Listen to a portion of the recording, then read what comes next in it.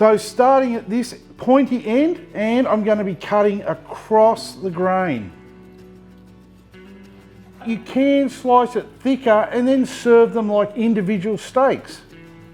G'day, I'm Schuey from Smoked Barbecue Sauce, where we want to help you improve your barbecue game. Today, I'm going to show you how to slice tri-tip. It can be tricky, but following a few simple rules, you'll get great results every time. Tri-tip gets its name from its triangular shape, with 3 points, 1, 2, 3. And how do we know which way the grain runs in tri-tip? You can quite clearly see the grain in the muscle. It starts in this corner and it spreads out like a fan. And this is where most people get caught out when slicing the finished product. So now all we need is a fully cooked piece of tri-tip to show this. Now we'll need a little prep first. We're going to remove the fat cap and any silver skin that's on it. Now just use a sharp knife to make this task a lot easier. Now this is an incredible looking tri-tip. It is smoked to a perfect medium rare of 135 degrees Fahrenheit internally, and it's fresh out of the smoker. So it's time to rest it for 10 minutes and then we can get on to the slicing. Now with tri-tip, we really need to remember how the grain was running before we start slicing into it.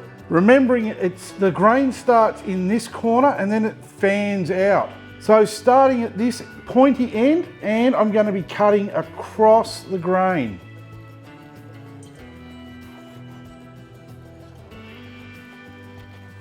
Now the thickness you cut these is purely up to you. I prefer to slice them 1/4 of an inch thick, but you can slice it thicker and then serve them like individual steaks.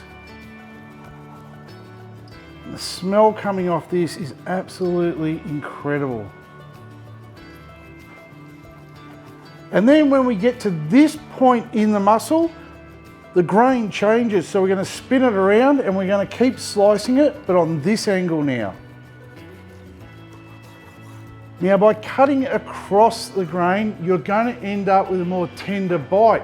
As opposed to if you cut with the grain, it's going to be tough and chewy to eat, and you don't want that. The only thing left to do now is test it. If you'd like to check out this recipe a little further, there's a link in the description of the video to the website, which has a wealth of barbecue knowledge. Cheers and thanks for watching.